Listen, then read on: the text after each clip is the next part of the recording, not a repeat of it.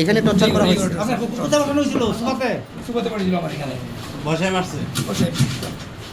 আমাদের এখানে অনেকদিন যাবৎ বড়ির ব্যবসা, নারীর ব্যবসা সব কিছু চলে। এই কারণে আমরা এলাকাবাসী অনেক উত্তপ্ত। আর আমরা এলাকাবাসীর মধ্যে সবাই জানাইছি, পাই নাই খবর, তাদেরকে পাই নাই আর কি। এখন হাতে নাতে পাইছি। ওই দিন একটা ঘটনা করছে, একটা লোকের কাছ থেকে 3 লাখ টাকা বা 4 লাখ টাকা মোবাইল ব্যবসায়ীর কাছ থেকে রাখছে, মোবাইল ব্যবসায়ীর কাছ থেকে অপহরণ করছে। এখন ওইটা ধরার পরে আবার তারা ফিরতে এই কাজটাগুলো শুরু করতেছে, যে মেয়ের যে ব্যবসাটা ওইটা তারা শুরু করছে। এখন হাতে নাতে আমরা এলাকাবাসী ধরছি।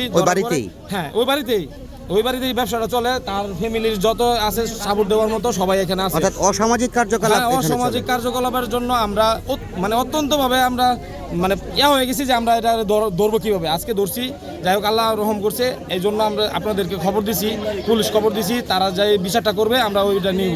আজকে কয়জন ধরা পড়ছে? হ্যাঁ, আজকে 2 জন, মোট হচ্ছে 2 মেয়ে, একজন ছেলে, 2 মেয়ে আর হচ্ছে একটা ছেলে।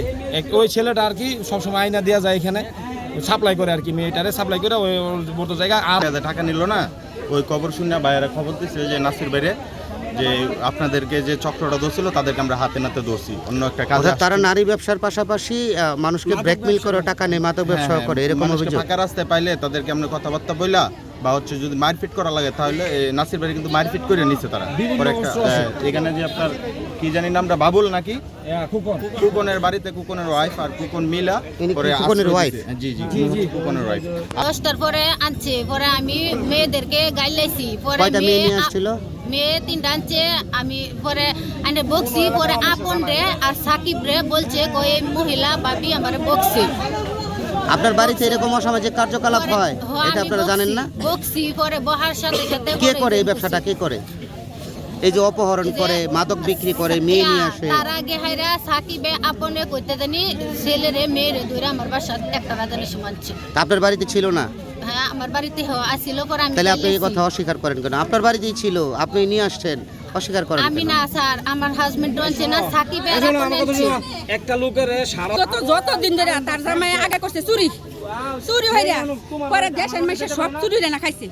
পরে করছে মার্ডার কেসের আসামিতে জেল খাইতে আইলো। জেল খাইতে আয়ার পরে মানে বড়ির ব্যবসা আর এই সেরেন্টের ব্যবসা ওখানে বলে করতেছে। আর আইনা নে ঘরের ভিতরে আটকায়া এই যে পেলার দা বলে আঙ্গুলের মধ্যে যাত্রা দা দইরা যাতে হারায় বেলা 4.5 লাখ টাকা আনিছে। ওই যে মাওনার এক ব্যবসায়ীর কাছ থেকে, মাওনার ব্যবসায়ী কেন রাখে আজকাও আবার ছাড়া লইছে।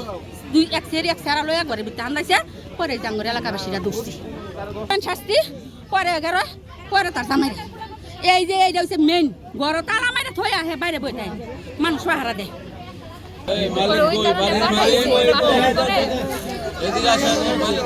আপন নামের একটা ছেলে বলছিল ই করতে করে, এখন আপন কল করতেছিল না।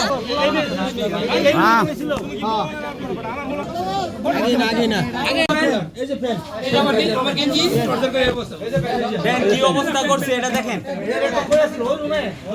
ওই যে হেমুরে ছোট রুমে আর কি নাসির মামা ওই দিন যাকে আটক করছিল 4 লক্ষ টাকা দিয়েছিল, 4 দিন আগে আটক করা হয়েছিল।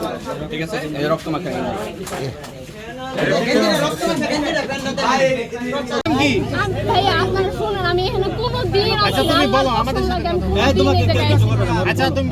তোমার পিতার নাম কি?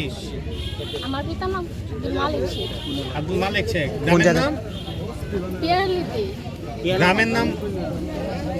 গ্রামের নাম কি? তোমার দেশের বাড়ি কোথায়? এনে থাকো। দেশের বাড়ি কোথায় আপনার?